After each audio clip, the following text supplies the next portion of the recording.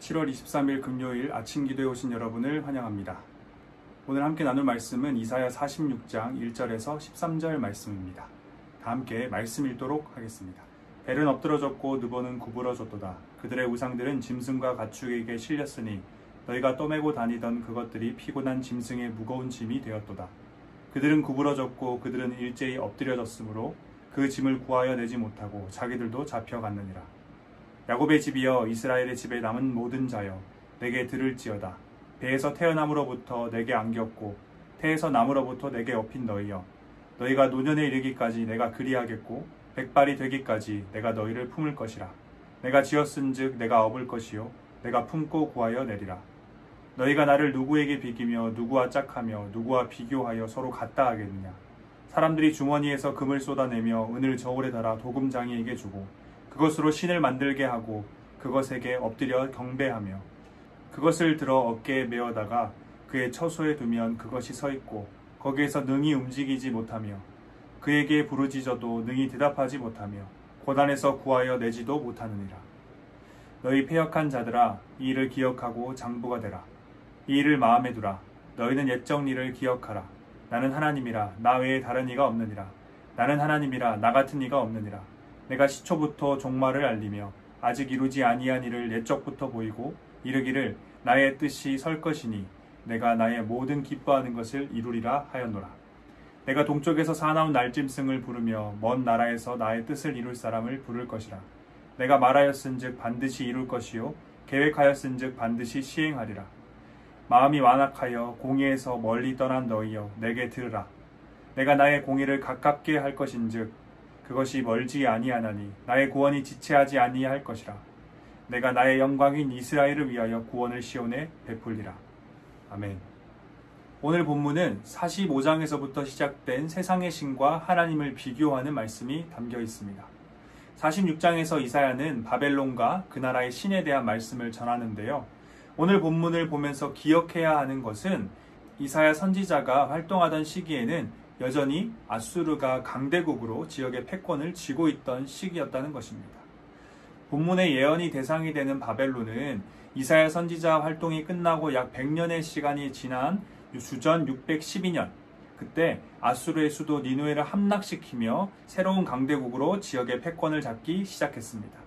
아직 강대국으로 불리지도 않았던 이 바벨론이라는 나라에 대한 예언의 말씀이 오늘 본문의 말씀입니다. 1절부터 함께 살펴보겠습니다. 벨은 엎드러졌고 느보는 구부러졌도다. 그들의 우상들은 짐승과 가축에게 실렸으니 너희가 떠매고 다니던 그것들이 피곤한 짐승의 무거운 짐이 되었도다. 벨과 느보는 바벨론이 섬기는 우상입니다. 벨은 주 혹은 주인을 의미하는 말인데 바벨론은 이 마루둑이라는 신을 벨이라 칭하며 섬겼습니다. 그리고 느보는 마루둑의 아들로 지혜의 신이었습니다.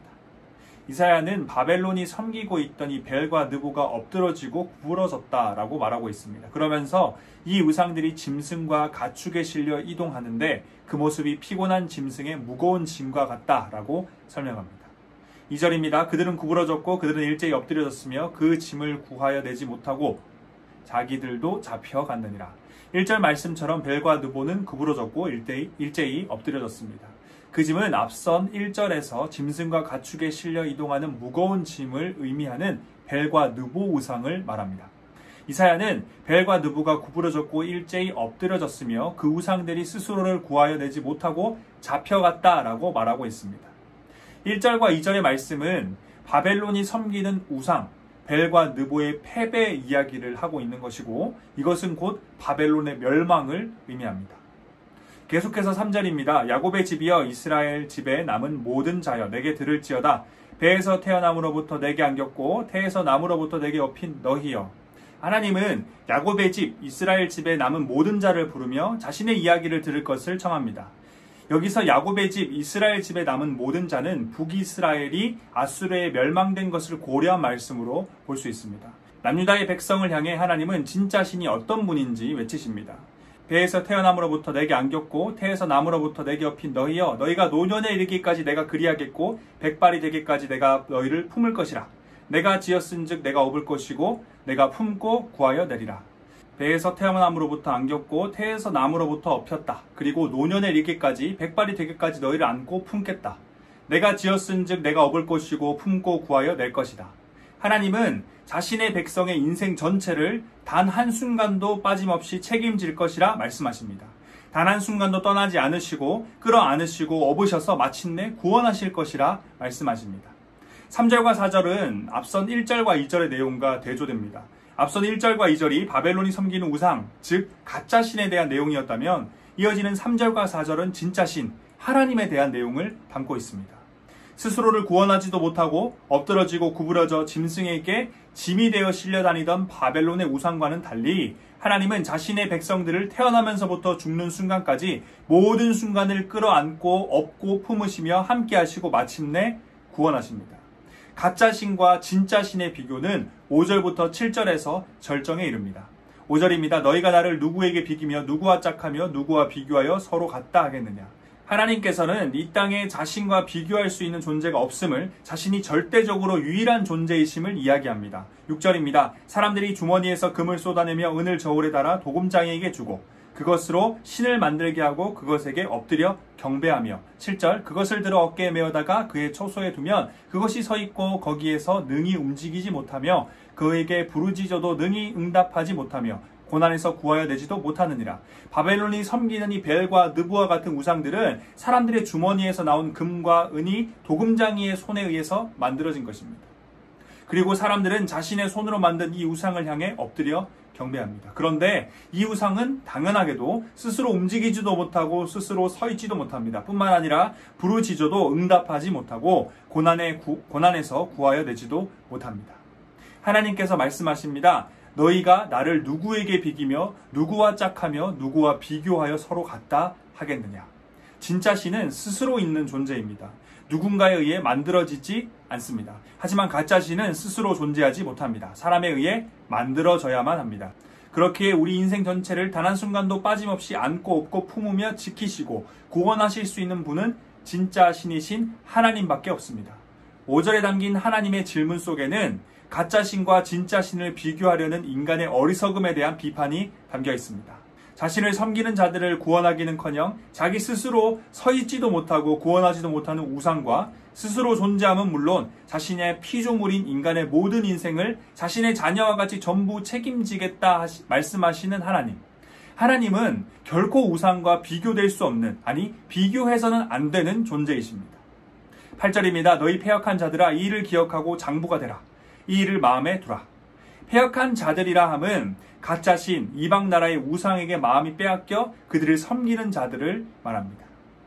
하나님께서는 그런 자들에게 직전의 말씀, 가짜 신과 진짜 신을 비교하셨던 그 말씀을 기억하고 마음에 두어서 장부가 되라고 말씀하십니다. 장부가 되라는 이 말씀은 더 이상 가짜 신에게 유혹받고 흔들리지 말고 마음을 굳건히 하고 다잡아 진짜 신인 자기 자신, 이 하나님을 믿으라는 말씀입니다. 9절입니다. 너희는 옛 정리를 기억하라. 나는 하나님이라 나 외에 다른 이가 없느니라. 나는 하나님이라 나 같은 이가 없느니라. 하나님께서는 자신이 과거에 말씀하셨고 또한 그 말씀대로 이루셨던 사건, 출애굽 사건이나 가나안 정복과도 같은 사건들을 기억하라고 요청하십니다. 그러면서 다시 한 번 더 자신이 절대 유일한 진짜 신임을 2번 반복하여 강력하게 말씀합니다. 나는 하나님이라 나 외에 다른 이가 없느니라. 나는 하나님이라 나 같은 이가 없느니라. 이어지는 10절과 11절에서 하나님께서는 자신의 절대적인 주권을 말씀하십니다. 10절입니다. 내가 시초부터 종말을 알리며 아직 이루지 아니한 일을 옛적부터 보이고 이르기를 나의 뜻이 설 것이라. 내가 나의 모든 기뻐하는 것을 이루리라 하였노라. 하나님은 모든 일의 시작부터 그 끝을 아시는 분입니다. 그리고 그런 모습은 아직 패권을 쥐지도 못했던 바벨론의 멸망을 오늘 본문을 통해 예언하심으로 잘 드러납니다. 하나님께서는 아직 이루지 아니하신 일들을 옛적부터 보이셨고 그 일을 자신의 뜻대로, 자신이 모든 기뻐하는 뜻대로 반드시 이루어질 것이라 말씀합니다. 그러면서 이어지는 11절에서 1절과 2절에서 보여주셨던 바벨론의 미래, 그 멸망을 누구를 통해 이루실지를 이야기하십니다. 내가 동쪽에서 사나운 날짐승을 부르며 먼 나라에서 나의 뜻을 이룰 사람을 부를 것이라. 내가 말하였은즉 반드시 이룰 것이요 계획하였은즉 반드시 시행하리라. 하나님께서는 동쪽에서 사나운 날짐승을 부르시고 먼 나라에서 자신의 뜻을 이룰 사람을 부르실 것을 말씀합니다. 역사를 통해 알 수 있듯이 하나님의 도구로 쓰임받는 존재는 바벨론에 뒤이어서 새로운 강대국으로 떠오르게 될 바사왕 고레스를 의미합니다. 하나님께서는 그를 통해 자신이 말씀하신 대로 반드시 이룰 것이고 자신이 계획한 대로 반드시 시행할 것이라 말씀합니다. 하나님께서는 다시 한 번 더 자신의 백성들을 부르십니다. 12절입니다. 마음이 완악하여 공의에서 멀리 떠난 너희여 내게 들으라.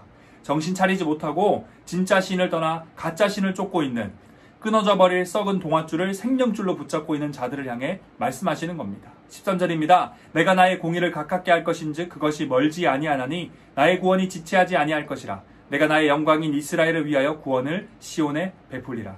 진짜 신은 바로 나 하나님이고 너희의 생명줄, 너희를 구원할 자는 다름 아닌 하나님이다 라고 말씀하고 계신 겁니다. 이 가짜 신과 진짜 신을 비교하고 있는 오늘 본문 말씀은 어떤 면에서 보면 굉장히 식상하게 느껴지기도 합니다. 너무 당연하고 상식적인 이야기이기 때문입니다. 스스로 움직이지도 못하고 스스로 서 있지도 못하고 뿐만 아니라 부르짖어도 응답하지 못하고 고난에서 구하여 내지도 못하는 이 가짜 신과 스스로 존재하실 뿐만 아니라 자신의 피조물을 자기의 자식처럼 여기시며 인생 전체를 책임지겠다 말씀하시는 모든 역사의 주권을 가지신 진짜 신 하나님. 이 둘을 놓고 누구를 선택해야 하는가라는 질문은 오히려 그 질문을 듣는 사람의 기분을 상하게 할 수 있을 만큼 답이 정해진 질문입니다. 우리는 물론이고 오늘 본문을 이스라엘을 통해 전해 듣는 이스라엘 백성들도 당연히 진짜 신이신 하나님을 선택할 것인데 왜 그렇게 구구절절하게 말씀을 하시냐며 되묻고 싶었을 겁니다. 그러면 하나님께서는 이사야 선지자를 통해서 왜 이 이야기를 하셨던 것일까요? 우리는 제가 설교를 시작하면서 살펴보았던 오늘 본문이 쓰여진 배경을 다시 한번 주목해 볼 필요가 있습니다. 오늘 본문은 당시 강대국이었던 지역의 패권을 쥐고 있던 아수르를 향한 예언이 아니었습니다.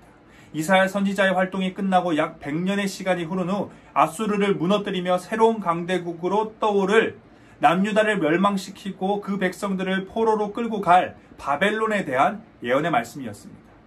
오늘 본문 속 하나님의 말씀은 북이스라엘은 망했지만 아직 망하지 않고 남아있던 남유다, 그 시대의 남유다를 향한 말씀이 아니라 아수르를 패배시키고 새로운 강대국으로 떠오른 바벨론에게 멸망당하고 포로로 끌려갈 그 남유다에 대한 말씀입니다. 나라가 망하지 않았고 포로로 끌려가지 않았을 때 가짜 신과 진짜 신 중 하나를 선택하는 것은 큰 어려움이 없습니다. 당연히 진짜 신이신 하나님을 선택하게 됩니다. 그런데 나라가 망하고 포로로 끌려가게 되면 이야기가 달라집니다. 자신의 나라를 멸망시킨 그 나라의 신, 자신들을 포로로 끌고 온 그 나라의 신, 자신의 생명줄을 쥐고 있는 그 나라의 신이 이제는 진짜 신처럼 여겨지기 때문입니다. 이젠 가짜 신과 진짜 신 중 하나를 선택하는 것에 있어서 고민이 되기 시작합니다. 그때 하나님께서 계속해서 자신들의 백성들을 부르시는 겁니다. 3절, 야곱의 집이여 이스라엘 집에 남은 모든 자여. 8절, 너희 패역한 자들아. 12절, 마음이 완악하여 공의에서 멀리 떠난 너희여. 그리고 그들에게 자신의 말씀을 듣고 기억하라고 하나님께서는 말씀하십니다. 배에서 태어남으로부터 내게 안겼고 태에서 남으로부터 내게 업힌 너희여. 너희가 노년에 이르기까지 내가 그리하겠고 백발이 되기까지 내가 너희를 품을 것이라. 내가 지었은즉 내가 업을 것이요 내가 품고 구하여 내리라. 이 일을 기억하고 장부가 되라. 이 일을 마음에 두라. 내가 나의 공의를 가깝게 할 것인즉 그것이 멀지 아니하나니 나의 구원이 지체하지 아니할 것이라. 내가 나의 영광인 이스라엘을 위하여 구원을 시온에 베풀리라.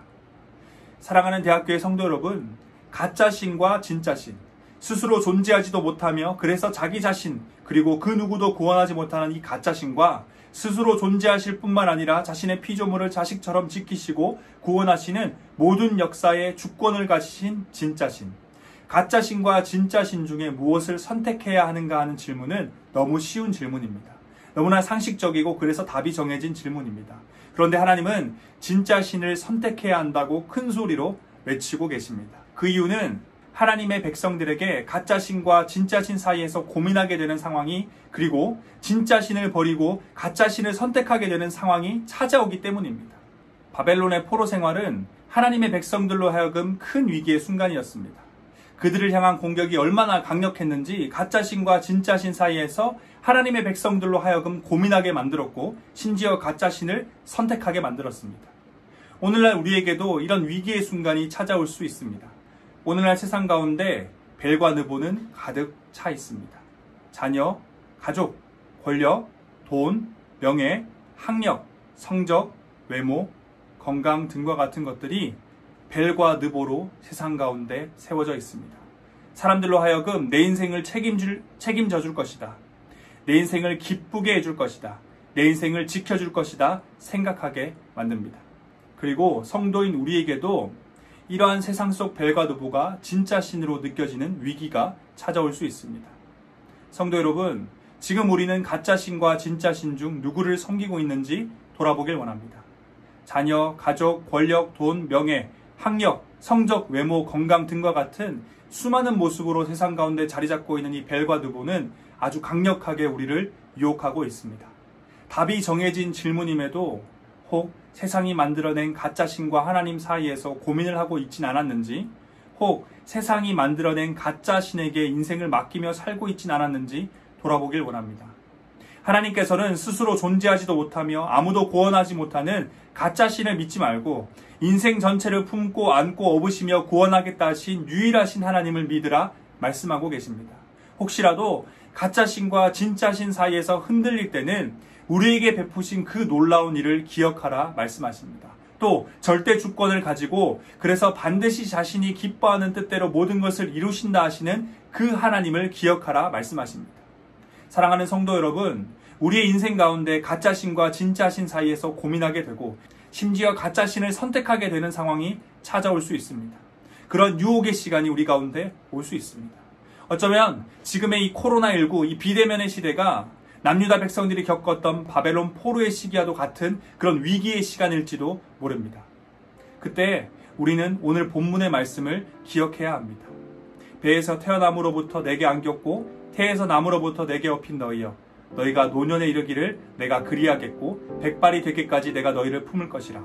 내가 지었은즉 내가 업을 것이요 내가 품고 구하여 내리라. 벨과 느보는 엎드러지고 구부러져서 짐승에게 무거운 짐이 되어 실려갈 것입니다. 벨과 느보를 섬기며 영원히 절대 강국으로 남아있을 것 같은 그 바벨론과 그 나라의 수많은 왕 백성들은 모두 역사 속으로, 모래 속으로 사라지고 말았습니다. 고레스를 통해 백성들을 구원해내셨던 것과 같이 십자가 사건을 통해 우리를 구원하셨던 것과 같이 우리를 품고 지키시며 구원하겠다 하신 그 하나님의 뜻은 반드시 이루어질 것입니다. 내가 말하였은즉 반드시 이룰 것이요 계획하였은즉 반드시 시행하리라. 우리 모두 진짜 신, 절대 유일하신 하나님만을 언제나 선택하며 살아가길 원합니다. 가짜 신과 진짜 신 사이에서 고민하는 우리에게 언제나 진짜 신이신 하나님만을 선택하는 지혜와 담대함이 있길 소망합니다. 나는 하나님이라 나 외에 다른 이가 없느니라. 나는 하나님이라 나 같은 이가 없느니라.